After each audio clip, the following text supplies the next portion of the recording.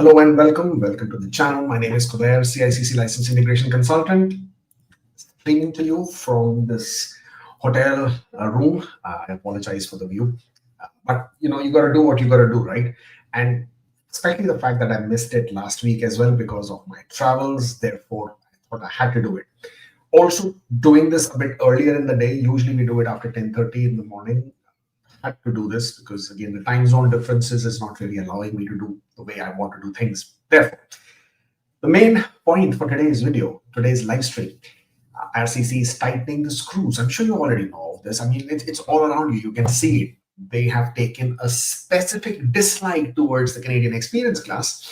Well, I'm not sure where that one is going. They have issued more than 73,000 invitations in express entry. I'm sure you already know that as well. And there is a growing love and affinity and fondness towards the French immigration targets, right? There is that, I think some sort of a pressure is from somebody up there trying to sort of ensure more and more and more invitations that are being sent out to the French immigration and of course to the other categories as well. Now, whenever we get these ATIP notes, and I know you've already seen my video in the past as well, those ATIP notes tends to give you some sort of an insight. And what are the ATIP notes, right? ATIP notes, basically, ATIP stands for Access to Information and Privacy. And these are the notes that we manage to request and get based on what we feel that IRCC may be discussing. Different people have been asking for these notes. Different people are able to get these notes. And these notes then give us an insight. They are the official correspondence, official memos, policy decisions that IRCC is making with regards to the specific aspects of Canadian immigration. This one that I'm referring to has to do with the Canadian immigration express entry, right? And what categories were being spoken about. And this specific memo, which again, if you will just go back to some of my previous videos and you will find those memos as well. There IRCC was discussing and it was seen as being approved that they would like to invite 8,000 people, or rather they would like to send out 8,000 invitations for healthcare. Okay, that they would like to send out invitations for the education category. They would like to send out invitations for the French immigration categories. Nothing specific was mentioned for trade, or something was mentioned for trade as well. There was there was a big number there for trades as well. What wasn't mentioned was the STEM and the agriculture. Now, obviously, that also gave further fuel to the fire of the rumors which said the STEM categories would not get invited. Actually, the thing is that most of these memos are also redacted, right? So they have to hide a lot of information so that people should not get information about a lot of these things that are being spoken about, because of course some of them are supposed to be confidential and they're trying to redact that information. So therefore, because there is a lot of redact specific in that section, we don't really know if STEM was included there or not. Sorry, morning coffee is very important.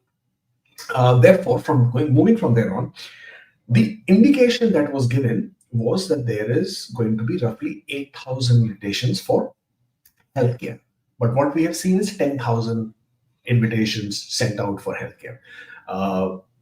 We have already seen more invitations for education and other categories as well. So obviously these invitations have to come out from some bag. I mean, at the end of the day, it's not like IRCC has limitless supply of invitations. If that was the case, we wouldn't even be having this discussion, right? So if that is the case, why is IRCC not conducting a draw for Canadian experience class? Because in the same ATIP notes, it was also mentioned that once they start with the category draws, they intend to conduct category draws every 2 weeks, right? So if they're going to conduct category draws every 2 weeks, there is no room for CEC draws to be conducted. And we've had this discussion in the past. The last week draw, which happened for healthcare category, actually foxed me, because when you read these ATIP notes, when you look at other documentation, when you look at the whole year's plan, and in my office, I have it all, posted and plastered on my walls so that it's always there in my view. And we keep all the data metrics as well. So when you keep looking at those numbers every single time, you obviously form some speculative opinions and you have some understanding and the ideas, and you tend to believe that you have an insight as to which direction IRCC is going, at least, right? That knowledge sometimes helps you guide others like yourselves, right? And help my clients understand things better. But when IRCC then throws a curveball, then it tells you that tear down all of that, because that is all rubbish, it's all bullshit, because you don't really know what the hell is going on, because IRCC knows better. And then they somehow send out these information that they send out these tweets, and they put out this information, and they say things like IRCC is encouraging more skilled workers from outside Canada to come to Canada. They put out these tweets where they say that we encourage francophone immigration. They put out these tweets and they say Canada has free healthcare, so please come to Canada. And this mixed messaging is something which I fail to understand on most of these. And then you go back to square one and say, okay, what the hell is IRCC trying to do? And then most recently, I'm not sure if you guys have seen this, but it's on your screens now. And this is the most recent article. Our absent immigration minister, and I like to call her absent is because we rarely see her, we rarely hear of her or from her. And this is Lena Diab, our current immigration minister. And there's this funny saying that we have been talking about, that Canada has been changing its immigration ministers faster than it changes, or rather, a mother changes the baby's diapers. Over the last 10 years, we have had 7 immigration ministers. The only one that I personally have, my favorite, was Mark Miller. And I know a lot of people don't want to agree, don't like, but then that's okay. You and I, both of us, can have different opinions, right? I mean, we don't both have to agree on everything. So I thought Mark Miller was just about sinking his teeth into this mess that immigration has become, and then obviously he was let go. And then we have Lena Diab, and when she was announced as the immigration minister, again, very high hopes, because we thought, with her background as immigration minister for Nova Scotia, her having roots, immigrant roots as well, that she would understand the whole concept of immigration in a better manner. It probably will bring in more logic and more sense into this chaos that we already have. But for some reason, she has chosen to be an absent minister instead. She doesn't talk, she doesn't come out, she doesn't have any press conferences, she doesn't talk to media, she doesn't talk to people, there are no announcements, nothing. To the effect that very recently, a very good friend made me privy to this information, that as of today, Lena Diab doesn't even have a press secretary, which basically means that one of the reasons why we don't really hear from her is because there is nobody representing her to the media, to the press, or making out any press statements for her.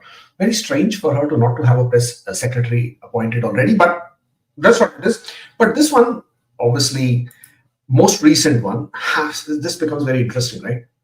So here she says that after Mark Miller had played hardball with the provinces earlier, they refused to give nomination quotas to the provinces. And as you all know, 55,000 was the nomination quota for this year, because they slashed all the quotas by 50% for all the provinces. And therefore, how things are happening with PNPs. Now, Lena Diab, on the other side, has been slowly giving out additional nomination quotas to different provinces. BC got it, Manitoba got it, Alberta got it, and now I think it's the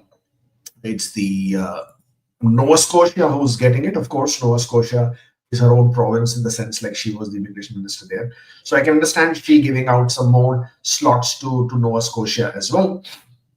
The point here is that in this particular, and the reason why I have it on the screens for all of you, and let me make this bigger so you can all see it. All right, no, make it even bigger. All right, yeah, don't need my face here.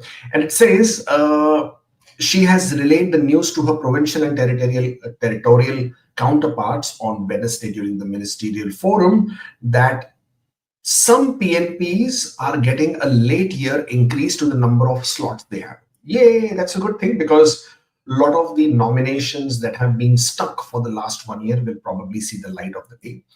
And In an interview with the Canadian press, Diab says that there was some slippage on the government's broader immigration target. I do not know what she means by slippage. I really tried to figure out the meaning of the word as far as the Oxford Dictionary, the meaning of the word in terms of context, the meaning of the word in terms of politics. I have no clue what it means. That there was some slippage in the government's broader immigration targets, and she was able to allocate extra spaces to the Provincial Nominee Program. Well, thank you, Minister. But what is interesting here is this particular line at the end of this press statement. It says, allotments for 2026 will be included in the updated immigration levels plan, which is expected to be announced by 1st of November or sooner. And Diab says her mandate is to reduce overall immigration. Now, this is where it becomes very interesting. Now, we all know that, first of all, we haven't seen any mandate letters for the new ministers from our country, so we don't really know what exactly are they looking at. We also know that the immigration targets are going to be reduced because it's not a new thing. We already know that this year and for the next year also they will be reduced to probably 370,000 people. Now, when she's saying that her mandate is to reduce immigration, that was already clear in the multi-level immigration plan. So what's new here? Is she indicating that there will be further reductions? We don't know. And I hope not, because if that is the way they are proceeding, then some of you will say, well, I'm an immigration consultant, it's my business, so I'm getting worried, blah, blah, blah, blah, blah. People tend to go into that negative, but I'm not talking about that. I mean, my going out of business, not going out of business hardly matters because the way I do my business is nobody's concern. But the point is that there are nearly 3 million people in Canada at this point of time who are temporary residents. If you are a temporary resident, then you obviously will know. Oh, where did I go? I'm here. So why am I like this? Oh, okay. So if you're a temporary resident in Canada, you would know that things have become quite tight anyways. PNPs are not happening. Not happening, why? Because the quotas were reduced by 50%. Ontario is still sitting on thousands of applications that were submitted even last year in March or April of 2024. It's been more than 18 months now. On the contrary, Ontario is processing the new applications that they have been receiving now, that the invitations that June, July, August, September, that they've been conducting the draws, the 3 or 4 draws that they've conducted. My God, the nominations are coming so quickly. I got the fastest one for one of our clients in a span of 2 weeks. I mean, that's amazing, right? If you can get your nomination from Ontario in 2 weeks, submit your PR application pretty quick. So, if you have the nominations to give, why the hell are you holding back on the previous ones? And anyway, so this is just trying to, I was just digressing on that one. But the point remains that if the nominations have been reduced, like 55,000 for this year, you as a temporary resident in Canada, 3 million of you don't have much options with the PNPs. Express entry is pretty tight anyways. Express entry CRS score for CEC is 534. What options does that leave you by and large? Then the answer is not too many. And if you go with the statistics, the total number of immigration quotas for the economic pathways. Now, economic basically is your federal high skill, which is express entry.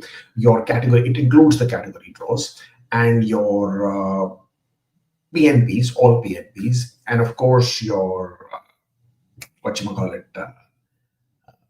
pilot pathways, the AIPs, the RCIPs, the caregivers, the home care worker pilot, and of course the startups. And so everything combined, the number for this year is about 230,000, give or take some change.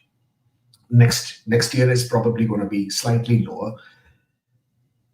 3 million people and 230,000 are the economic pathways quotas. So it tells you 92% of the people will not have a pathway, will not get anything at all. 92% people of the temporary residents. And the problem with temporary resident numbers is that that number doesn't stay constant, right? It's constantly, it's a dynamic number. New international students come to Canada. New foreign workers come to Canada. Of course, the LMIAs are no longer being issued with the same speed that they were earlier being issued, but that number is still dynamic, right? It's still adding to the pool. Visitors who come to Canada who somehow try to find ways to stay back, that number continues to exist. So therefore, overall, approximately 3 million people and 230,000 economic immigration pathways. So you do the math, right? So what are your chances within the next 3 years? If, for example, you've just got your work permit, if you do not work on your pathways now, identify your pathways now, put in all your efforts to make sure that you've already got your ACE scores with your English language scores, ACE, you've aced the employment opportunity, you found that employer who is going to support you through the PNP, you're also started learning French, you've also secured a job offer which will take you to PNP. Well, it looks like looking for a unicorn more than trying to find a pathway, isn't it? Because if you got all these ducks in a row, then I mean, what exactly are you scared of? Then you definitely will fall into that bracket of 230,000. But for everybody else, you guys need to really wake up and smell the coffee, because things have become difficult, will continue to be difficult. And I'm not trying to paint a dandy picture here, but I'm just trying to tell you how things are looking, will continue to look, and though that is pretty grim. When Lena Diab says in a press meet that her mandate is to reduce immigration, that is also for the audio bites, because the conservatives have been hammering down on saying that the immigration needs to be reduced. The general sentiment of the people, the general public, is also on the same aspect of things, that need to reduce the immigration targets. So obviously, that is bound to be the way the government wants to go. So therefore, if you're looking at immigration pathways, if you're looking at ways to become permanent resident, you always need to rely on French, because that is the new, actually not the new favorite kid in town, but it has been a favorite for some time, and it will continue to be a favorite for some time, because it's very clearly indicated in the immigration levels plan that year on year they will keep increasing the targets for the immigration categories for French. Whether you like it or not, whether you make jokes about it or not, whether you make memes about it or not, it doesn't matter. The point is, if you still haven't grasped this, and if you still haven't accepted it, then you are fooling yourself. You're not fooling anybody else. So those memes and all will be laughing back at you, but not the other way around. So therefore, if you're still thinking what should you be doing, then that's what you should be doing. Somebody says, I've messaged you. Can you please reply on FB DM? I'm sorry, I don't respond to messages on DMs, because if I do it for one, then I should be doing it for everybody else. So therefore, if you wish to have some sort of an understanding of what's going on, then I would suggest make an appointment. askkubeir.com/appointment. That's the way to go about it. DMs, unfortunately, I don't respond. I just do not have that kind of bandwidth to do it on a day-to-day basis. Moving on. We have our weekly roundup. So very quickly, we will go through this, and then we can get on with the questions that you have, so many of them. Express entry, of course, by now you already know that IRCC conducted a PNP specific draw on the 14th of October, 345 invitations. Excuse me.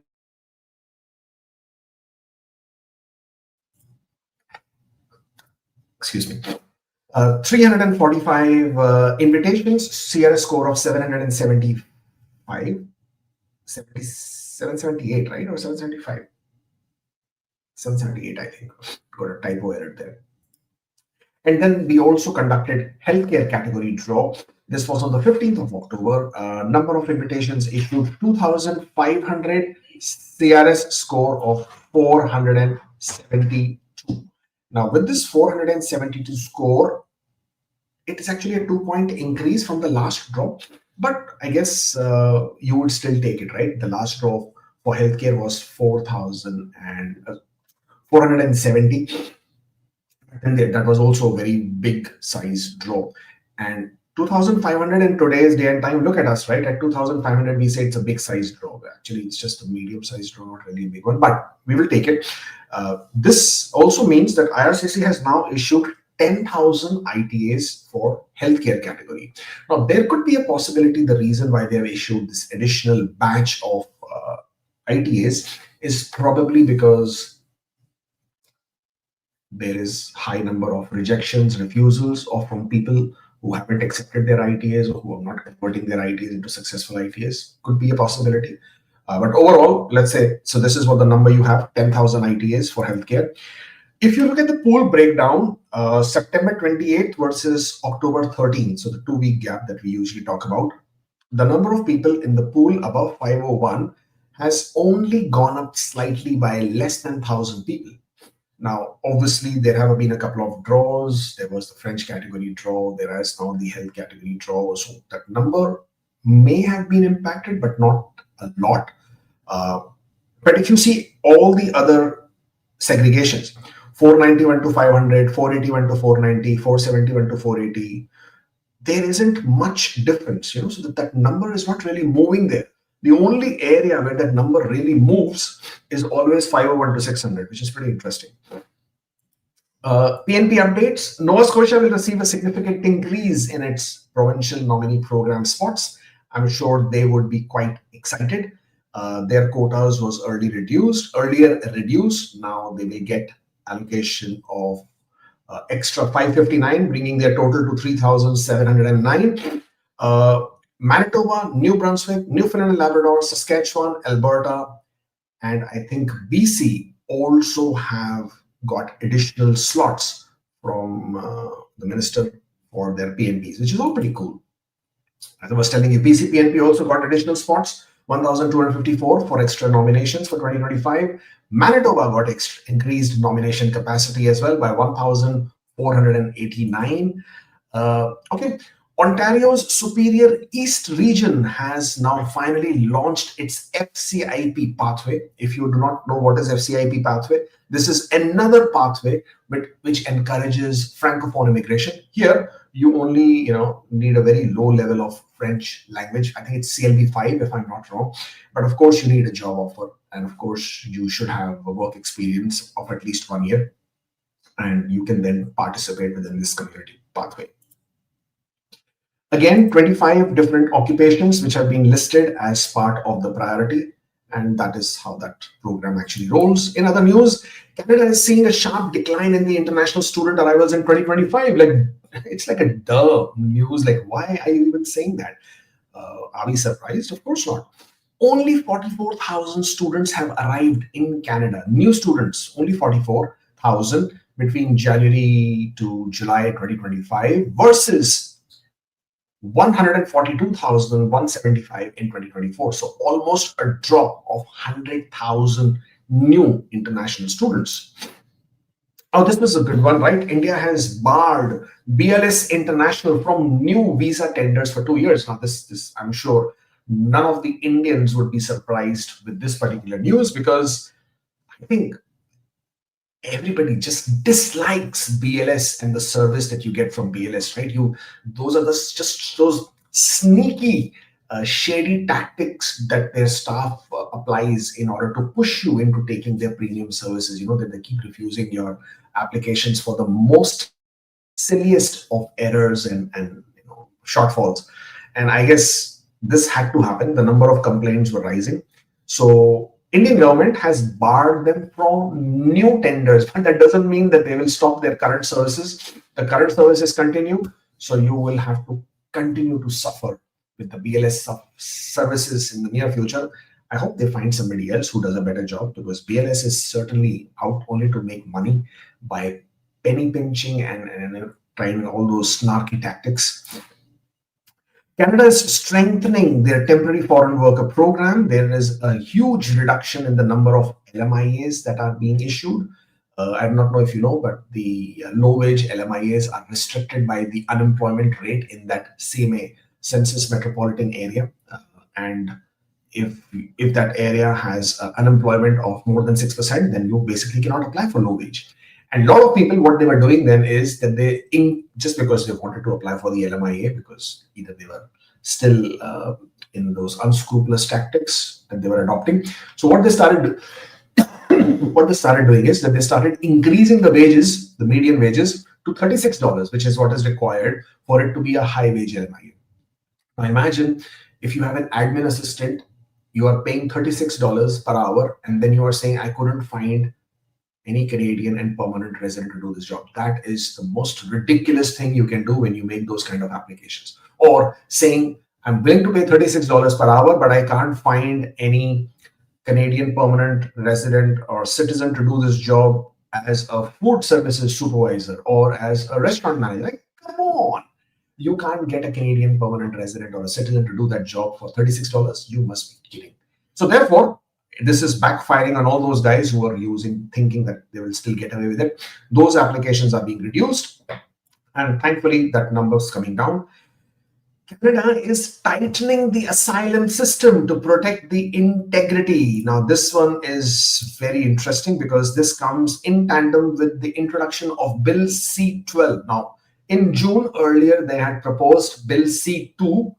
That was a Strong Borders Act, and now you have Bill C-12. This, I think, has also got a name of I forget the name, some Immigration Border Protection Act, something of that sort. I forget the name, but this is a combination of trying to secure the borders and taking some very strong actions to fight illegal drug mafias, money laundering, human trafficking, etc. And at the same point of time, as far as it comes to the immigration, of course, now the Canadian Border Services Agency, as well as IRCC, now have more.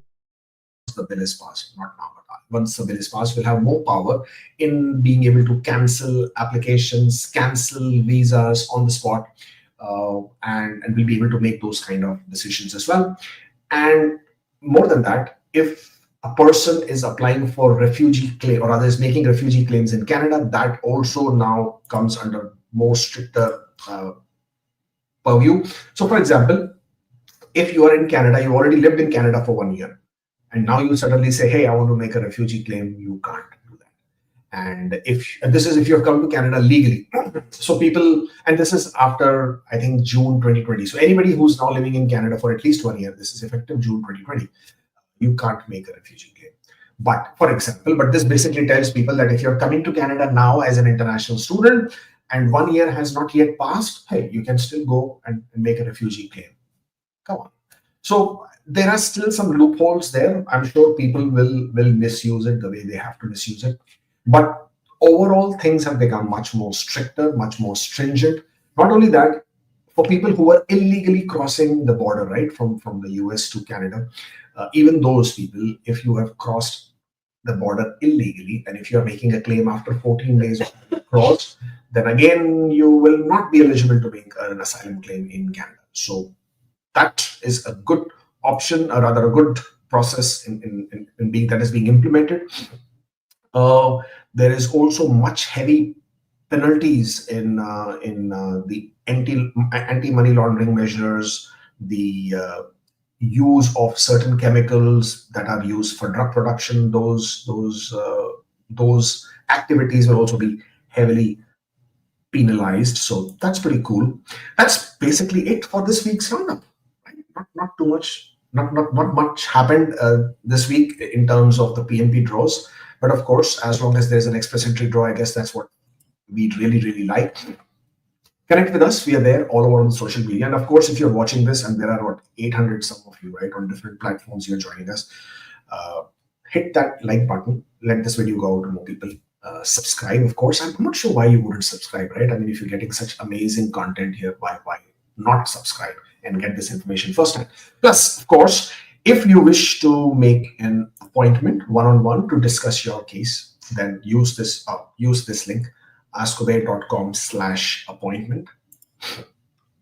A short note of, I wouldn't say disclaimer, but this is what I would like to say, that if you're making an appointment with me to figure out your pathways, yes, I'm an immigration specialist. Yes, I'm a licensed immigration consultant, but I am not a magician.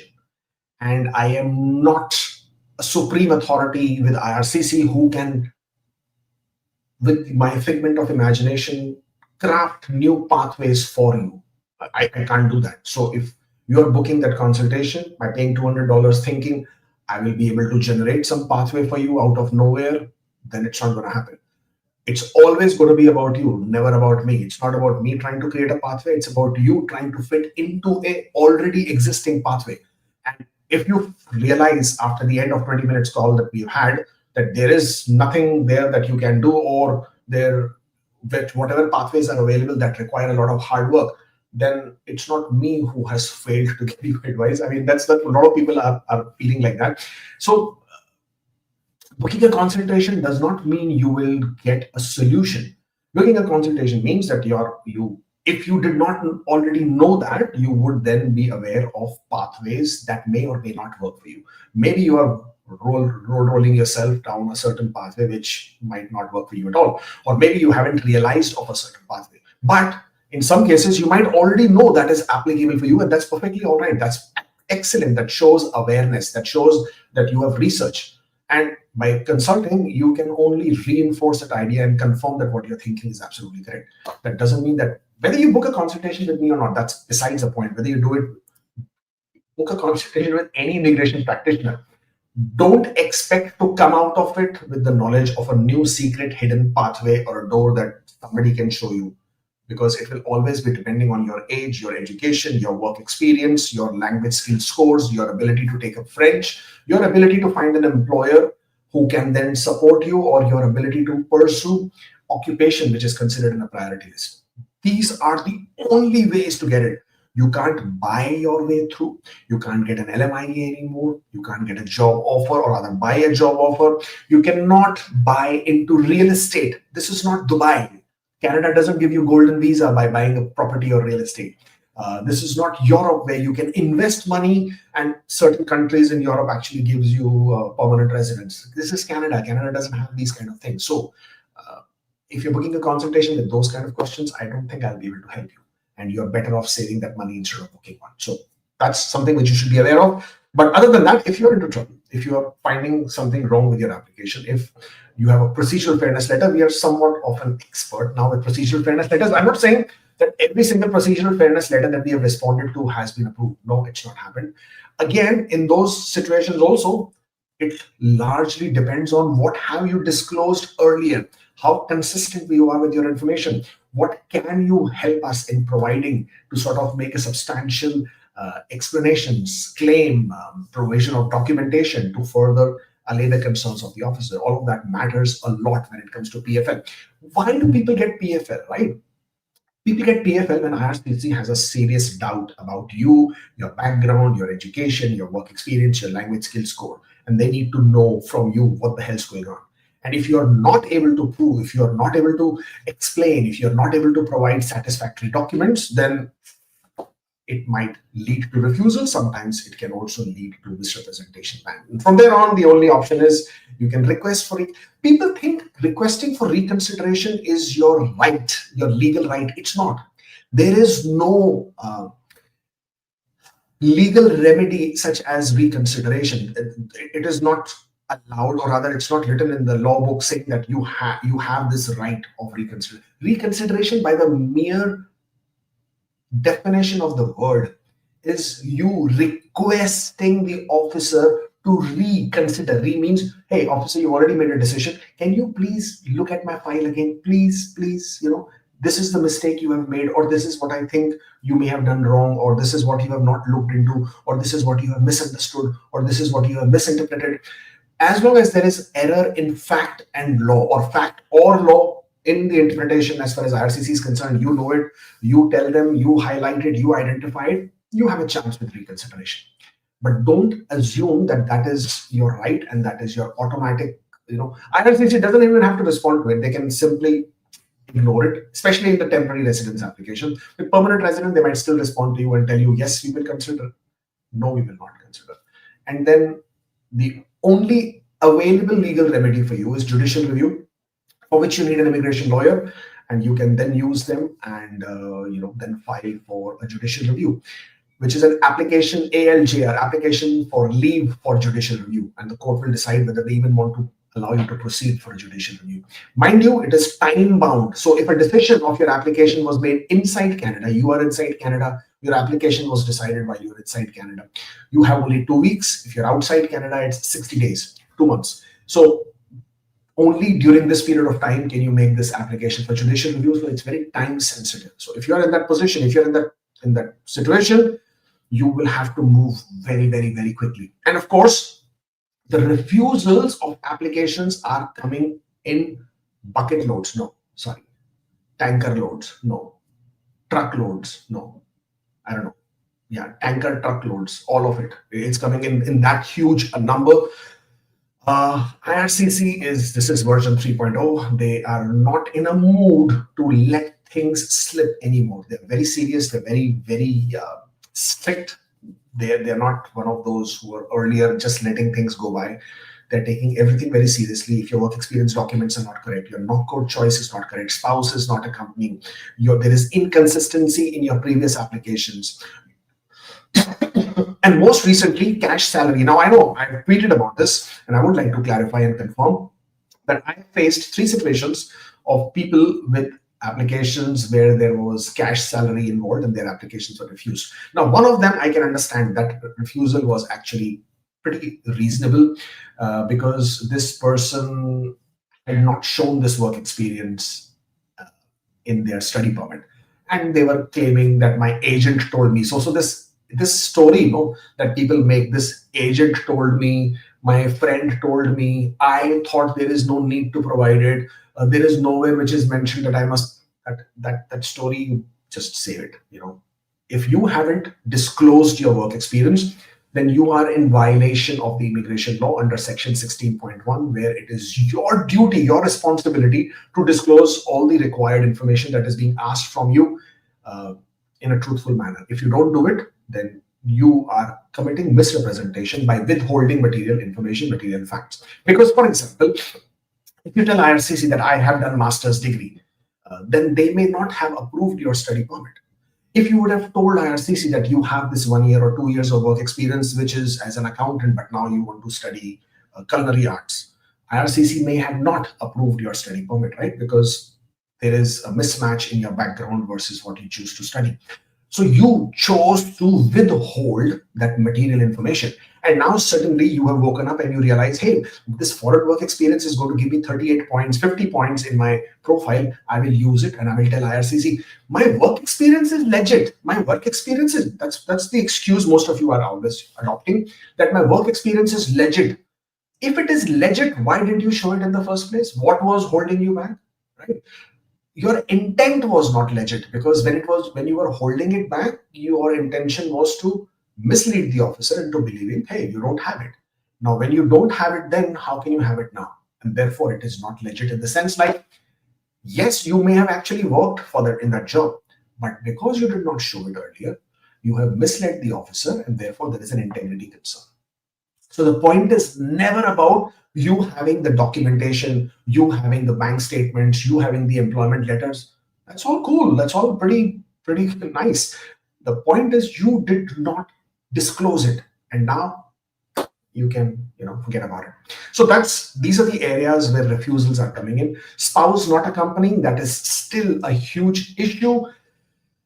Procedural fairness letters coming through, refusals coming through. As of right now, the average rate of people who have submitted their application as spouse not accompanying, the refusal rate, even after you get PFL, no matter what response you give them, no matter what documents you give them, if you're getting a PFL for spouse not accompanying, 8 out of 10 applications are getting refused. Okay, that's the average that I have been seeing over the last several weeks, months now. So IRCC is pretty serious. Cash salary, as I was telling you earlier, I don't think it is. It's something which IRCC should have a problem. Nowhere in the immigration law it states that your remuneration should have been through a digital means or through a specific banking instrument. Nowhere does it say that. It just says that your work experience should have been remunerated by ways of wages or commission. That is the text in the law. Now, if it says it has been paid, then, and as long as you are providing documentation, then it should be accepted. The problem that is that what people are adopting or doing is that they haven't been able to provide. So in a cash salary situation, there is no document to provide. I mean, how do you prove that you were paid, right? This is where the biggest problem is. And a lot of people are just creating those pay stubs. Now, you know it and I know it. If an employer is paying you in cash, they're not giving you pay stubs. Nobody is giving you pay stubs. When you make these fancy pay stubs and you are trying to even show deductions, this is a couple of these guys who did all of this. This is what they did. They downloaded some format from somewhere and created these pay stubs, very fancy formats, right? With deductions, HRA allowance, and all that. And then they're saying this is cash salary. I mean, really? So you know what I'm saying, right? So in your heart, when you know that what you're doing is not right, and then you get caught, and then you get upset about the fact that you got caught, then don't blame the person who caught you. Actually, sometimes just peek here into your own self and then see what you have done and what you haven't done. But the point is, cash salary by itself is no problem as long as you can prove this is genuine, the work experience is genuine, you are able to provide documentation to prove. What is the documentation for cash salary before people start asking me that? Cash salary certificate from the employer.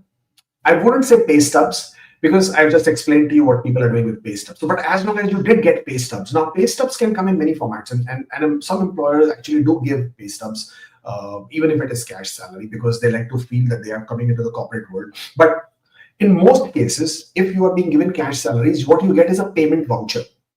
It's a cash voucher, could be a salary voucher, because in most employers, they do like to keep a record, right? I mean, were you really working in a corner grocery shop of one person, convenience store kind of a business? Even that person would keep a record, right? You should not come tomorrow and say, I did not get paid when I did pay you. So every business in today's day and time keeps a record, any kind of record. IRCC would like to see that record. It could be your cash register. It could be your payment voucher. It could be your debit voucher or a salary voucher or whatever that might be. But as long as you're able to provide proof, then if IRCC refuses your application because they are feeling like that, then you can take it to the court easily and you can challenge it. And in 99% of the cases, it will go in your favor.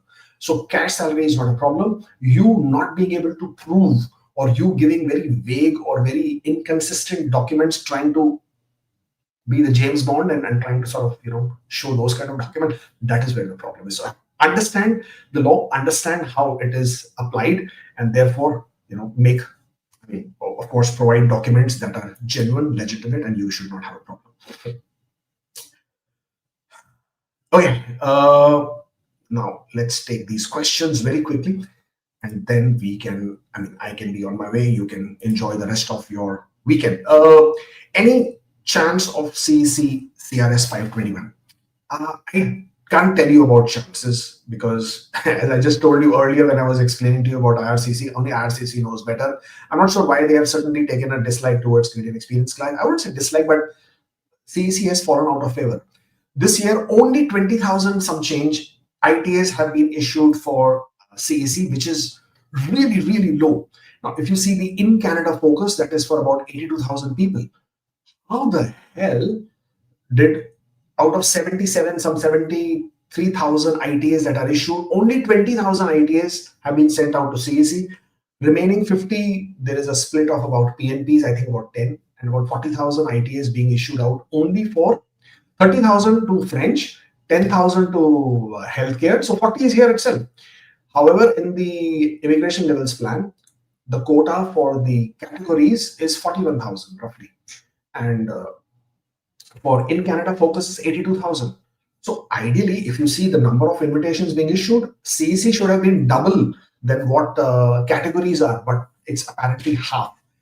And that's something which is beyond my understanding. And I'm just hoping that in some way or the other, this is where you call me stupid, call me silly, call me foolish, but this is where I continue to be forever hopeful, because even as we are inching towards the end of the year, I still feel that there is a very good possibility, high possibility, that IRCC will make a comeback with the Canadian experience class and try and make up for all that it has not been doing, which is sending out ITAs for CEC. And of course, if they start sending out ITAs on a consistent basis for CECs, of course, you would see the scores dropping.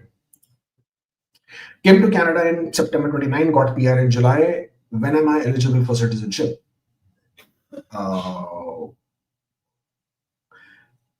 2 years after you became PR. So 2 years after you became PR, you will have 730 days. And for the time that you were a temporary resident in Canada, each day counts as half up to a maximum of 1 year of credit. So you can take up to a maximum of 1 year of credit as a temporary resident, double it by 2. So if you have lived in Canada as a temporary resident for 2 years, counts as half, so that's 1 year, and you can only take maximum of 1 year. So after you become a PR, 2 years after becoming PR, you can apply for citizenship. That's your eligibility. My score will be 525 in December due to IRCC glitch. There is no glitch with IRCC. However, my 2 years will be completed in Jan. So can I apply or wait for 2 years to complete? I'm not really sure what you're saying. So if you're saying this glitch you are referring to is as in getting invited, so you cannot say my score will be, you will be completing work experience sooner. At the end of the day, even if you get invited sooner, and this is a yes, what you're right is what you're saying is right. There is a glitch in express entry where you get points sooner by a month, sometimes 2. And if you are able to complete that period of work experience, the required period of work experience within the 60 days when you have to submit your PR application, then you can continue. So to answer your question, you can get an ITA, complete your period of work experience, and then submit your PR application. There is no problem.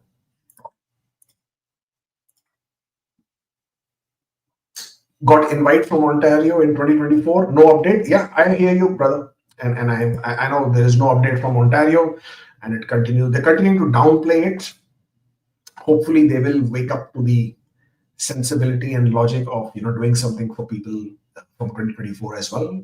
And there is you're not alone. There are thousands and thousands of people. So yeah, that's quite unfortunate. But we'll have to wait to see what Ontario does about it. Can I do medical and bank certificate before ITA? As I'm traveling for 2 months outside of Canada, so can I upload them in case of an ITA? So medical, you can, of course, complete. Your medicals will be valid for 1 year. If you're submitting the application from inside Canada, if you have completed medicals within the last 5 years, those are acceptable. As far as bank certificate is concerned, we usually recommend that it should be within 30 days of you submitting your application. My PR application is employer restricted and taking more than expected time. Can my spouse submit another application if she receives an ITA? Yes, technically, yes, you can. And at the time one of the applications is being finalized, IRCC will let you know that you have another application and to withdraw one of them. At which point of time you can decide which one you wish to withdraw. My wife's spouse open work permit is expiring 16th November, but I got an ITA, but I want to submit my file in December. How can I maintain her status till I apply a bridge open work permit? Apply for a visitor record. That is the way to maintain her status. Or try and make your application sooner. Don't wait until December. So it'll have to be one of those two. Your wife cannot be on maintained status on an open work permit because you can't apply for her open work permit in this situation. If you want to just maintain her status, then change her status to a visitor record or apply for a visitor record. And then once you do make an application for your bridge open work permit, once her visitor record is approved, then you can apply for a spouse open work permit. Thank you for your consultation about coming to India instead of applying for dummy work permit. I wonder, is it worth to come back to Canada? 1 year of work experience in India, I have cleared everything here. First of all, thank you for your consultation. Well, thank you so much. I appreciate your acknowledging it. Is it worth coming back to Canada? Well, the whole point of you following a Canadian PR pathway is to come back to Canada, isn't it? Otherwise, I'm confused in what the point of the question is. But the worth part only you can answer depending on your personal circumstances, depending on how important it is for you to come back or be where you are. But that is how you will decide. And yes, only you can answer that question. But if you're asking me that question on the basis of the process, well, the process will not matter.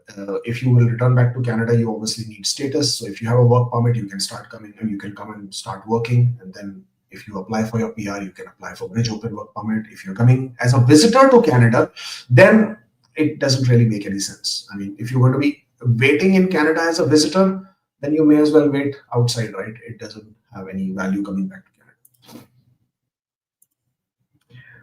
I got ITA on 18 September, started working October 31, took 1 month unpaid break, submitted documents November 18. Will that 1 month affect my 3-year experience claim? Well, I'm not able to calculate here. I'm sure you can do a better job of that. That 1 month unpaid work experience cannot be counted as work experience. So whatever you're claiming, make sure that you compensate for that 1 month gap which you were unpaid for. Because if it's unpaid, then you can't claim for it for a work experience. I have 3 years foreign experience and 3 years Canadian, but when I will submit my PR application, I will lose 1 year of foreign experience due to 10 years window. Will I lose points? I have still been 9. No, you will not lose points. And the reason for that is once you have more than 2 years of Canadian experience, the points for your foreign work experience remains the same, whether for 1 year or for 3 years. So 2 years Canadian experience, 1 year foreign work experience, 2 years Canadian experience, 1 year or 3 years foreign work experience. If you have CLB 9, points are the same. So no, you will not lose any points. If you had to guess, do you think CEC CRS cutoff will drop a few points this year? I'm at 533. Oh, 100%. I mean, I don't even have a doubt. I'm just hoping and waiting for IRCC to resume the draws. Once they do, 100% the scores will drop for sure. Does certification from TSSA eligible to give you 50 points, and any idea about Ontario Skilled Trade 2024 March batch? No idea about Ontario's what they're doing, because they have just been holding on to those applications. For some reason, they're moving extremely at a snail's pace. As far as TSSA is concerned, different provinces have different requirements for TSSA, your refrigerator operators class. As long as you can get a license and you can prove that this is considered as a certificate of qualification, you may be able to make a case for it. Alberta, I think, has been able to get away with it. Ontario, not so much. And therefore, you would have to provide the provincial regulations, and you would have to provide the operators regulation, the regulatory authorities regulation to explain and prove that what you are claiming points for, that is considered as a certificate of qualification. I made a mistake of leaving Canada 1 month after receiving the refusal on work permit extension without visitor record. How can I minimize the damage? Unfortunately, what's happened is happened. What's gone is gone. There is nothing much you can do about it. And just you just move on. Because if you are living in Canada without status, it is considered that you are in non-compliance of immigration law. The non-compliance period ends the minute you leave Canada. So because you have left Canada, you are no longer under non-compliance, so therefore it's not an issue. How global talent scheme category B is different? Do we need LMIA? What is the cost and timeline in success? Current software developer if salary is more than job bank rate. Well, category B is different than category A. Category A has specific companies, and in category B you have specific occupations.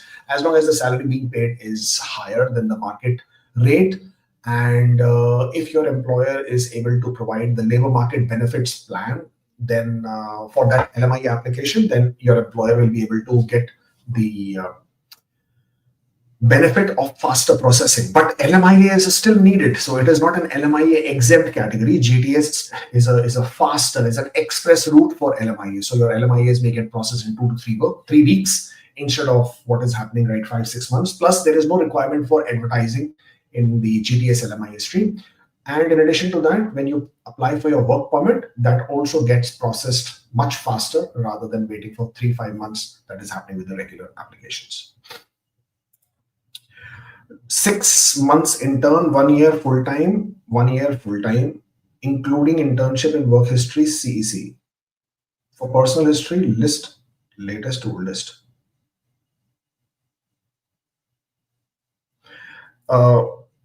If this 6 months internship was on your work permit, and if you are paid for it, then it is legal valid work experience. You can claim for it. But you already have 2 years and 6 months, so you will get points only for 2 years. For 6 months, you don't get extra points.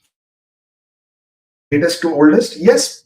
If it is your choice or option, then put the most recent first and then go backwards. but you don't have to delete previous entries. So a lot of people get into this confusion that I have to delete everything and redo it. No, you don't have to. Just add new ones. There is no problem with it. But if you're adding from scratch, then most recent first and then go backwards. Saw lots of report yesterday where it said that Nova Scotia had to increase the PNP levels. Any hope with PNP through Nova Scotia? Well, I already spoke about it earlier, and I already showed you the news article about most of the PNPs getting an increase in their nomination quotas. But I don't expect the provinces to suddenly open doors, because the nomination quotas that are being increased is a very small percentage. It will only allow them to, probably release the nomination of 2024 applications that they're holding back. But don't expect some big blast of new invitations from any of the provinces just because they've got an extra quota. I think this is largely going to help them release the nominations that they're holding back from 2024. Applied for Nova Scotia in March. My work permit expired. I'm currently on a visitor record. I'm not permitted to work. I'm wondering if I can rent my car on Turo and earn rental income. Well, as long as you are not participating in any activity, in any work-related activity, then you can certainly do that. There is no problem. Any chances of 466 for trade next year? I wish I could give you the answer. I have no idea what IRCC is planning. And 466 at this point of time looks a bit low. We also do not know for next year, will they remove the cooks or will the cooks still be part of the trade category? That is one of the reasons why the scores are so high. So no, I'm sorry, but I cannot tell you whether it will be, the score will be invited next year or not.